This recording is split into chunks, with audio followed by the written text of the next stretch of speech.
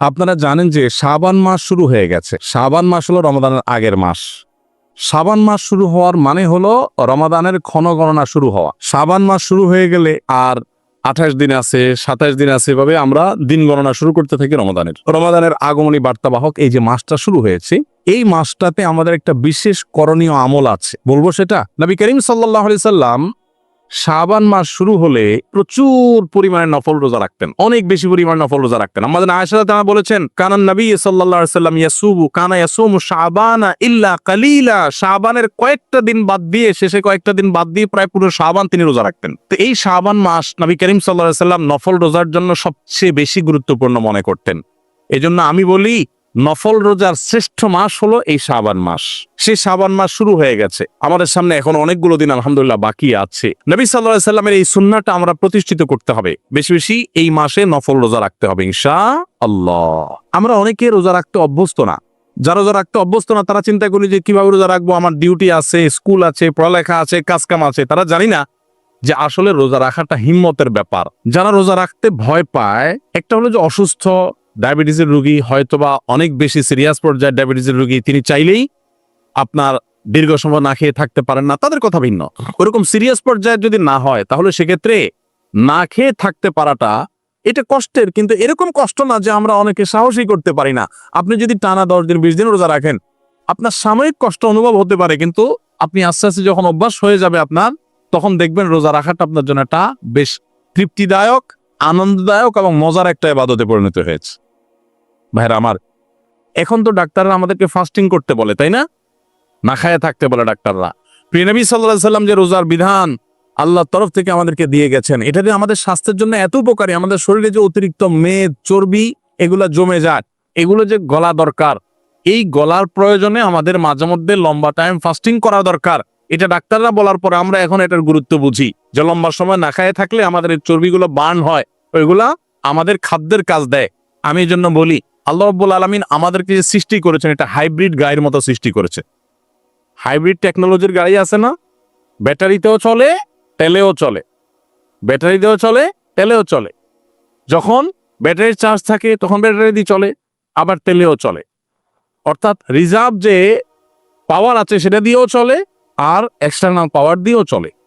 ঠিক একইভাবে আল্লাহ তাআলা আমাদের যে সৃষ্টি করেছেন, আমাদের শরীরের মধ্যে এরকম চলার মতো চর্বি মেদ যে জমে থাকে, এগুলো বহুদিন চলার মতো আমাদের শরীরের ব্যবস্থা আছে।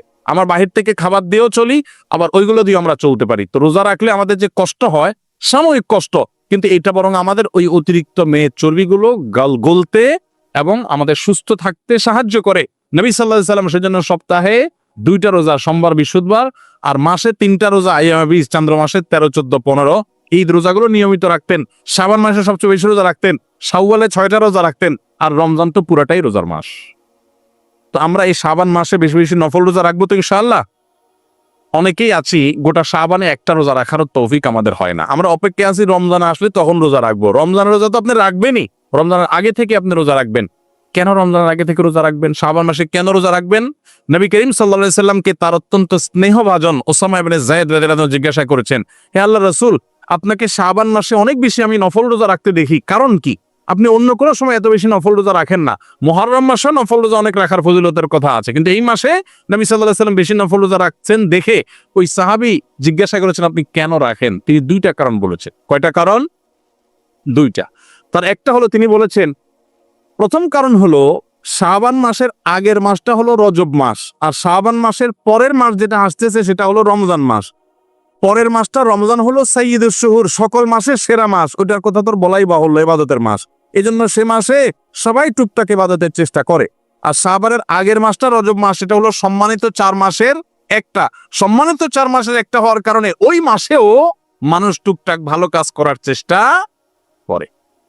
কিন্তু মাঝে পড়ে এই যে শাবান মাসটা, এই মাসটাতে মানুষ নেকামল করতে পারে না, এই মাসটাতে মানুষ ভালো কাজ করতে পারে না, এই মাসটাতে মানুষ অনেকেই তারা গাফেল থাকে। নবী সাল্লাল্লাহু আলাইহি সাল্লাম, আমি চাই যে এই মাসে যেহেতু কেউ ইবাদত বন্দেগী করার প্রতি খুব একটা আগ্রহ দেখায় না, মনোযোগ দেখায় না, তো আমি যেন এই মাসে একটু ভালো করে আগ্রহ করে ইবাদত বন্দেগী করে নেকামল করি। তাহলে আল্লাহ রাব্বুল আলামিনের কাছে ওই যে অবহেলিত সময় যখন কেউ করে না তখন করার একটা গুরুত্ব আছে। যেমন ভোর রাতে সবাই ঘুমায় থাকে, তখন তারা তাহাজ্জুদ পড়লে অনেক বেশি মর্যাদা পাওয়া যায়। একটা রিক্সাওয়ালাকে অনেকে সালাম দেয় না, রিক্সাওয়ালা মনে করে, বা অশিক্ষিত মানুষকে, একজন সামাজিক দিনমজুরকে, শ্রমিককে অনেকে সালাম দিতে চায় না। এই জন্য আপনি যদি আগ বেড়ে তারা সালাম দেন তাহলে এক্সট্রা সওয়াব পাবেন, যেহেতু অবহেলিত। এই জন্য নবী সাল্লাল্লাহু আলাইহি ওয়াসাল্লাম এই অবহেলিত মাস হওয়ার কারণে এই মাসে বেশি গুরুত্ব দিয়ে রোজা রাখতেন। এক। 2 নম্বর কারণ হলো তিনি বলেছেন বান্দার আমলনামা প্রাত্যহিকভাবে ফেরেশতারা পেশ করেন সকাল এবং সন্ধ্যায়, আর সাপ্তাহিকভাবে সোম বৃহস্পতিবার, আর বাৎসরিকভাবে বান্দার আমলনামা আল্লাহর কাছে উপস্থিত করা হয়, রিপোর্ট দেওয়া হয়, বার্ষিক রিপোর্ট দেওয়া হয় এই শাবান মাসে। তিনি বলেছেন আমার রিপোর্ট যখন ফেরেশতারা আল্লাহর কাছে উপস্থাপন করেন ওই টাইমটাতে আমি রোজাদার থাকলে আমার কাছে ভালো লাগে। এই জন্য আমি এই মাসে বেশি বেশি নফল রোজা রাখি। ভাইরা আমার, আপনি কোনো কোম্পানিতে জব করেন, চাকরি করেন, আপনি কাজ করছেন খুব সিরিয়াস মুডে, এই টাইমে আপনার বস মালিক এসে দেখে গেছে, আপনার কাছে ভালো লাগবে না? যে আমি সিরিয়াস মুডে কাজ করছি, এই টাইমে উনি দেখে গেছেন, আমার প্রতি সুধারণা তৈরি হবে, আপনার কাছে ভালো লাগবে না? তো নবী সাল্লাল্লাহু আলাইহি ওয়াসাল্লাম চাইতেন আমার আমলনামা যখন আল্লাহর কাছে বার্ষিক রিপোর্ট যখন উপস্থাপন করা হয় ওই টাইমটাতে আমি রোজা অবস্থায় থাকলে আল্লাহ সুবহানাহু ওয়া তাআলার রহমতের আমি আশা বেশি করতে পারি, তিনি আমাকে ইবাদতরত অবস্থায় আমার আমলনামার দিকে নজর দিবেন, তখন আমি আল্লাহর করুণা পাবো। এই জন্য তিনি নফল রোজা বেশি বেশি রাখতেন। ভাইরা আমার, এছাড়াও আরো 2টা এডিশনাল কারণ আছে, সুবিধা আছে রোজা রাখার। আমরা যে 5 ওয়াক্ত নামাজ পড়ি, এই ফরজ নামাজগুলোর আগে এবং পরে কিছু সুন্নত নামাজ আছে না? যেমন জোহরের আগে 4 রাকাত, জোহরের পরে 2 রাকাত, মাগরিবের পরে 2 রাকাত, ফজরের আগে 2 রাকাত, এশারের পরে 2 রাকাত, এরকম নামাজের আগে পরে, ফরজ নামাজের আগে পরে সুন্নত নামাজ আছে না? এটা হলো ফরজ যে মূল ইবাদত, এটা রিহার্সেল, এটার প্রস্তুতি, এটার পরিপূরক। কোন ক্ষেত্রে যদি ফরজের ঘাটতি হয় আল্লাহ তাআলা নফল দিয়ে পরিপূর্ণ করেন। রমজান হলো ফরজ রোজার মাস, 30 রোজা বা পুরো মাসের রোজা রাখা ফরজ।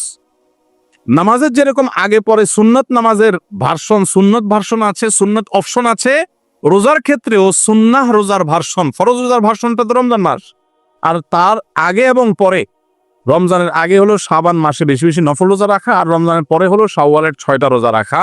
এটা হলো নামাজের আগে পরে সুন্নত নামাজ যেরকম আছে, রোজারও আগে পরে, সিয়ামারও আগে পরে নফল রোজার, সুন্নত রোজার ব্যবস্থা ইসলামে আছে।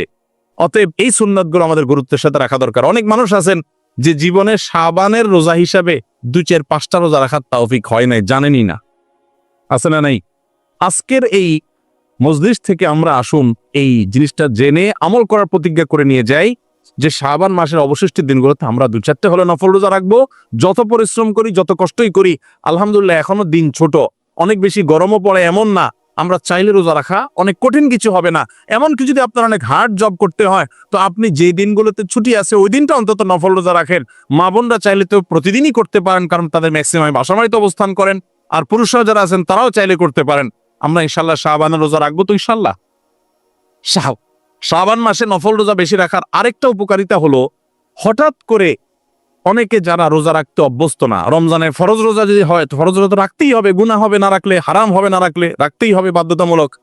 তো হঠাৎ করে রোজা শুরু করে দিলে সারা বছরের যে একটা শিডিউল থাকে, সারা বছরের খাবারের যে একটা অভ্যাস থাকে, ওইটা চেঞ্জ হওয়ার পর হঠাৎ করে রোজা শুরু করলে অনেকে অসুস্থ হয়ে যায়, অনেকে পেট খারাপ হয়ে যায়, অনেকে জ্বর হয়ে যায়, দেখবেন রমজানের 2-4 দিন যাওয়ার পর।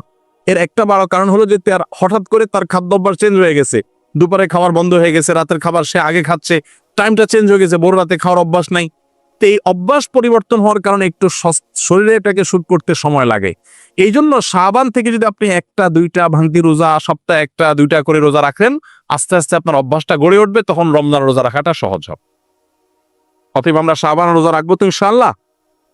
আমরা শাবানের রোজা সম্পর্কে অনেকে জানি না। শাবানের রোজা কিন্তু 1-2টা না, যত বেশি সম্ভব 2টা, 4টা, 6টা, 8টা, 10টা, যতটুকু পারেন বেশি বেশি করে রাখবেন। এবং শুরুর দিকে নবী সাল্লাল্লাহু আলাইহি ওয়াসাল্লাম বেশি রাখতেন, শুরুর দিকে, যে এখন যে সময়গুলো যাচ্ছে এখন চেষ্টা করবো তো সবাই ইনশাআল্লাহ। খুব কঠিন কিছু না ভাই, খুব কঠিন কিছু না, আপনার চেষ্টা করলেই কিন্তু আল্লাহ তাআলা সহজ করে দিবেন। এটা হলো শাবান মাসের আমল। আল্লাহ আমাদের সবাইকে আমল বেশি বেশি করার তৌফিক দান করুন। এই রোজাটা রমজানের প্রস্তুতির অংশ, সবাই রাখবো তো ইনশাআল্লাহ। আমাদের সমাজে যুবক যুবতীদের একটা বড় অংশ আজ তথাকথিত ভাবালুতা এবং অবৈধ সম্পর্ক বা প্রেম ভালোবাসায় হাবুডুবু খাচ্ছেন। মুসলিমদের সন্তানরা যখন এই হারাম কাজে লিপ্ত হচ্ছেন, শয়তান তাদের কাছে নানা মুখরোচক স্লোগান তুলে ধরছে এবং শয়তান তার শয়তানি বিভিন্ন যুক্তি তুলে ধরছেন। তেমনি একটি যুক্তি অনেক আমাদের যুবক যুবতীদের কাছে শয়তান তুলে ধরেছেন, আর সেটা হলো যে অনেক যুবক যুবতীরা আজকাল মনে করেন যে বিবাহ বহির্ভূত যে অবৈধ সম্পর্ক করা হয়, তথাকথিত প্রেম ভালোবাসা করা হয়, এটার পরে যদি তারা একে অন্যকে বিয়ে করে নেন, তাহলে প্রেম ভালোবাসার কারণে তারা যে গুনাহে লিপ্ত হয়েছেন সেটি হালাল হয়ে যাবে। মূলত এটি শয়তানি একটি ধোঁকা এবং প্রতারণা। একজন মুসলিমের জন্য আল্লাহ রাব্বুল আলামিনের প্রতিটি নির্দেশকে মানা এবং নিষিদ্ধ বিষয় থেকে দূরে থাকা, এটা তার জন্য আবশ্যক এবং ফরজ। বিবাহের আগে নারী পুরুষের সম্পর্ক সেটা যে পর্যায়ে গড়াক না কেন, এটাকে ইসলামী শরিয়া সম্পূর্ণরূপে হারাম করেছে। এই জন্য আল্লাহ রাব্বুল আলামিন বলেছেন, লা তাকরাবুজ জিনা, তোমরা জিনার কাছেও যেও না। অতএব বিবাহের আগে যদি কোনো ছেলে কোনো মেয়ের সাথে হারাম কোনো রিলেশনশিপে জড়িত হয়, কোনো রিলেশনশিপ তৈরি করে, কোনো সম্পর্ক তাদের মধ্যে তৈরি হয়, এমনকি শুধু যদি কথাবার্তা এবং ছোঁয়া ধরা, একান্তে সময় কাটানো এগুলো হয়, সেগুলোও হারাম। কারণ রাসূল করিম সাল্লাল্লাহু আলাইহি ওয়াসাল্লাম বলেছেন, লা ইয়াখলুওয়ান্না রাজুলুন বিইমরাতিন, কোনো পুরুষ একাকী কোনো নারীর সঙ্গে নির্জনে সময় কাটাবে না, এটা জায়েজ নেই যদি তারা গায়রে মাহরাম হন। এবং নির্জনে যখন তারা একাকী কথা বলবে, সেক্ষেত্রে তাদের মধ্যে বাজে কথার আদান প্রদান হবে। ভালো কথা বললেও সেখানে চিন্তার ক্ষেত্রে মনের জেনাটা তাদের মধ্যে অবশ্যই হবে, এবং আরও নানাবিধ গুনাহের দিক তাদের রয়েছে। তো এইসব বিষয়গুলো যেহেতু আছে, অতএব বিবাহের আগে এ ধরনের সম্পর্ক স্থাপন করা সম্পূর্ণরূপে নিষিদ্ধ এবং গুনাহের কাজ। এগুলো জিনা। রাসূল আকরাম সাল্লাল্লাহু আলাইহি ওয়াসাল্লাম বলেছেন, জিনাল আইনি আন নাজর, চোখ দিয়ে দেখা, এটা হলো চোখের জেনা। অজেনাল ইয়াদি আল বাতশু, হাতের জেনা হলো হাত দিয়ে ধরা। এবং প্রত্যেকটি অঙ্গের জেনা আছে, যার কারণে বিয়ের আগে যারা সমস্ত জেনায় লিপ্ত হন তথাকথিত প্রেম ভালোবাসা বা ভাবালুতার নামে, তারা যদি পরবর্তীতে একে অন্যকে বিয়ে করেও নেন, তাহলেও তাদের আগের গুনাহ অটোমেটিক মাফ হয়ে যাবে না, বরং আগের গুনাহ থেকে, অপরাধ থেকে আল্লাহ রাব্বুল আলামিনের কাছে তওবা করে লজ্জিত হয়ে ক্ষমা চেয়ে নিতে হবে। তারপরে সেটি মাফ হওয়ার আশা করা যেতে পারে। আল্লাহ রাব্বুল আলামিন শয়তানের যত ধোঁকা আছে, প্রতারণা আছে, শয়তানি যুক্তি আছে, সেগুলো থেকে আমাদেরকে হেফাজতে থাকার তৌফিক দান করুন। আমার প্রিয় যুবক যুবতী ভাই বোনদেরকে বলতে চাই, বিবাহ বহির্ভূত সম্পর্ক এটা নিষিদ্ধ একটি সম্পর্ক, হারাম একটি সম্পর্ক। আল্লাহ রাব্বুল আলামিন হারামে আরাম রাখেন নেই। যারা এই সম্পর্কের পরবর্তীতে পরিণতিতে বিবাহ পর্যন্ত যান, বেশিরভাগ ক্ষেত্রে তাদের দাম্পত্য জীবনে সুখ শান্তিও হয় না। যদি হয়ও, অনন্ত অসীমকালের জাহান্নাম তো অপেক্ষা করছে জেনার অপরাধের জন্য। যার কারণে আল্লাহ রাব্বুল আলামিনের নির্দেশ মেনে চলার ভেতরেই মঙ্গল এবং কল্যাণ নিহিত আছে। আমরা প্রতারণার হাত থেকে বাঁচতে হলে, অশান্তির হাত থেকে বেঁচে থাকতে হলে, সুখী দাম্পত্য জীবন পেতে চাইলে আমাদেরকে হালালের পথে হাঁটতে হবে। আমাদের পূর্বপুরুষগণ, আমাদের বাপদাদাগণ তাদের দাম্পত্য জীবনে আজকালকের যুবকদের চাইতে অনেক বেশি সুখী ছিলেন। তারা কিন্তু তথাকথিত ভাবালুতায় ডুবে যেতেন না। তারা হালাল সম্পর্ক স্থাপন করতেন। তাদের পারিবারিক জীবন, দাম্পত্য জীবন আমাদের চাইতে অনেক ভালো গেছে, অনেক বেশি সুখী ছিলেন তারা। আজ আমরা সুখে থাকার ভান করি, কিন্তু সে সুখ আমাদের মাঝে নাই।